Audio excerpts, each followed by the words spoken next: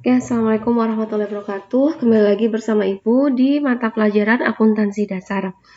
Di sini Ibu akan menjelaskan tentang persamaan dasar akuntansi. Jadi yang pernah Ibu jelaskan sebelumnya, prinsip keseimbangan persamaan dasar akuntansi adalah harta sama dengan utang plus modal.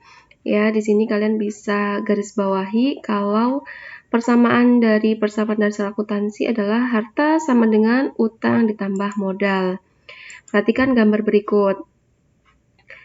Aktiva atau harta adalah di sini kalian bisa lihat ada dua timbangan.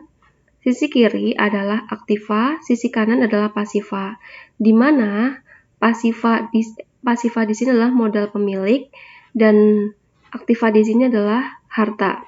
Harta adalah kekayaan yang dimiliki oleh perusahaan, sedangkan hak atas kekayaan tersebut disebut pasiva. Jika hak atas kekayaan itu adalah milik perusahaan sendiri, maka dapat ditulis persamaan sebagai berikut. Harta sama dengan modal pemilik. Jadi, kalau misal mau bangun usaha, di sini ada harta, kemudian di sisi kanan adalah modal pemilik. Nah, kemudian selain berasal dari pemilik, hak atas kekayaan ada yang berasal dari pihak lain, yaitu kreditur. Kreditur di sini adalah orang yang meminjamkan uang yang dikelompokkan ke dalam utang. Dengan demikian, bentuk persamaannya sebagai berikut. Harta sama dengan utang plus modal pemilik. Oke, ini dijabarkan harta atau aktiva sama dengan pasiva. Pasiva di sini udah ada dua, utang plus modal pemilik. Persamaan di atas disebut dengan persamaan dasar akuntansi. Penghasilan dan beban merupakan hasil usaha yang menambah dan mengurangi modal. Dengan demikian, persamaan dasar akuntansi dapat dikembangkan sebagai berikut. Pertama, kita tetap berpedoman aktiva sama dengan pasiva. Tadi terakhir, aktiva sama dengan pasiva, utang plus modal pemilik. Nah, di sini kita kalau misal menjual sesuatu pasti ada penghasilan dan beban. Kalau penghasilan itu akan menambah dan beban itu akan mengurangi. Oke, nah kita lanjut. Setiap transaksi di atas berdasarkan prinsip berpasangan atau double entry, yaitu prinsip yang menjaga keseimbangan antara kekayaan dan sumber pembelanjaan atau kekayaan. Agar lebih jelas dalam memahami prinsip ini, kalian dapat lihat seperti ini. Transaksi yang hanya mempengaruhi kelompok aktiva. Ya, jadi kelompok aktiva berarti yang hanya mempengaruhi kelompok harta, yaitu suatu aktiva berkurang dan diganti dengan aktiva lainnya. Misalnya, kalau ada pembelian aktiva secara tunai, berarti itu hanya mempengaruhi kelompok aktiva. Nah, kemudian transaksi yang hanya mempengaruhi kelompok kewajiban. Oke, yaitu suatu kewajiban berkurang, hanya suatu kewajiban, berarti hanya di sebelah sini, sebelah pasiva, yaitu ketika kewajiban berkurang dan diganti dengan kewajiban lainnya. Misalnya, pengalihan utang usaha menjadi utang wesel. Kemudian, transaksi yang mempengaruhi kelompok aktiva dan kewajiban, yaitu terjadi penambahan, berarti dua-duanya itu ada pengaruhnya, yaitu terjadi penambahan atau pengurangan aktiva. Nih, penambahan atau pengurangan aktiva yang diikuti oleh penambahan atau pengurangan kewajiban. Misal, pembelian aktiva secara kredit, pembelian harta secara kredit, dan pembayaran atau pelunasan utang. Kemudian, transaksi yang mempengaruhi kelompok aktiva dan modal. Ini untuk aktiva dan modal. Tadi untuk aktiva dan kewajiban atau utang. Ini kewajiban atau utang ya. Kemudian, sekarang yang terakhir kelompok aktiva dan modal, yaitu penambahan atau pengurangan aktiva. Nih ya. Diikuti dengan penambahan atau pengurangan modal.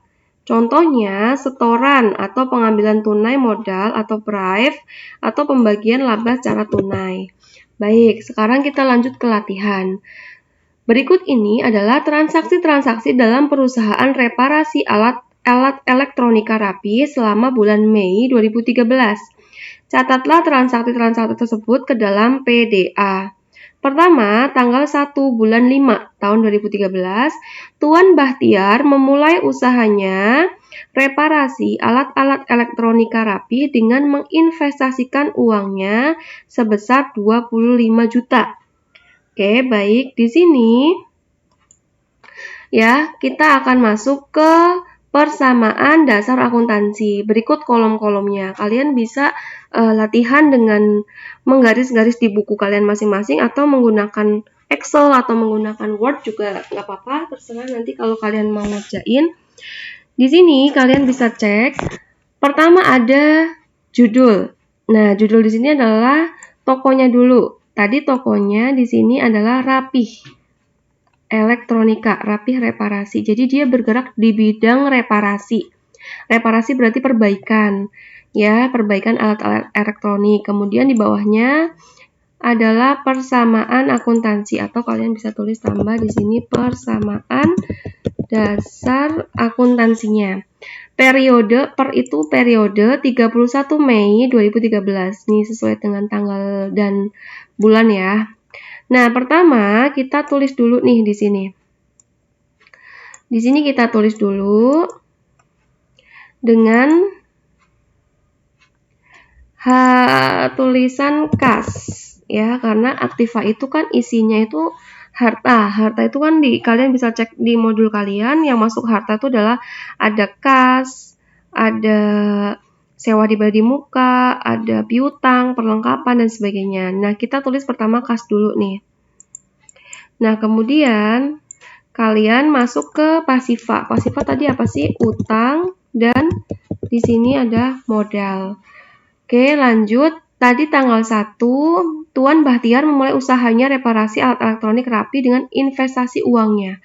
Kalau menginvestasikan uangnya, berarti kasnya bertambah sebesar 25 juta rupiah.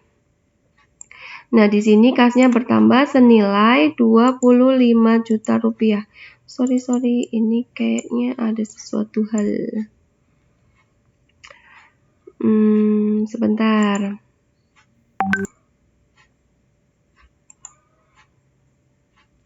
Oke, lanjut. Di sini tadi menginvestasikan uangnya sebesar 25 juta. Kalian tulis di sini 25.000 boleh, karena dalam ribuan. Tapi kalau mau nulis 25 juta langsung juga nggak apa-apa. Tapi biasanya kalau kayak gini, karena kolomnya kecil-kecil, jadi kita singkat aja dalam ribuan rupiah gitu.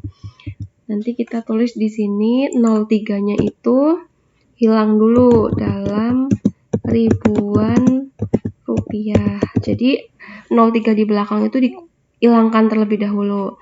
Nah, kalau mau menginvestasikan uangnya, contohnya tadi Tuan Bahtiar mau menginvestasikan uangnya ke reparasi rapih, berarti kas di reparasi rapih itu bertambah dan modalnya juga bertambah senilai 25 juta. Itu.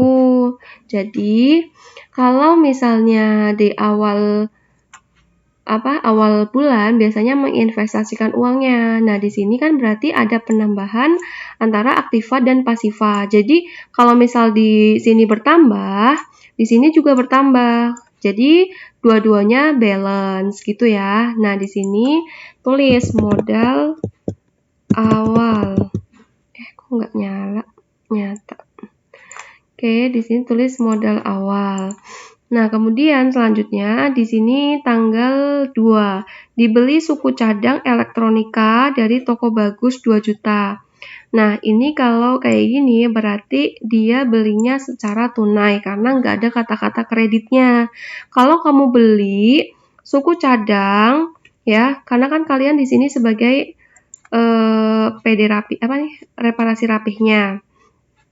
Kalau beli suku cadang berarti kan menambah suku cadang. Berarti kalau beli tadi tunai berarti mengurangi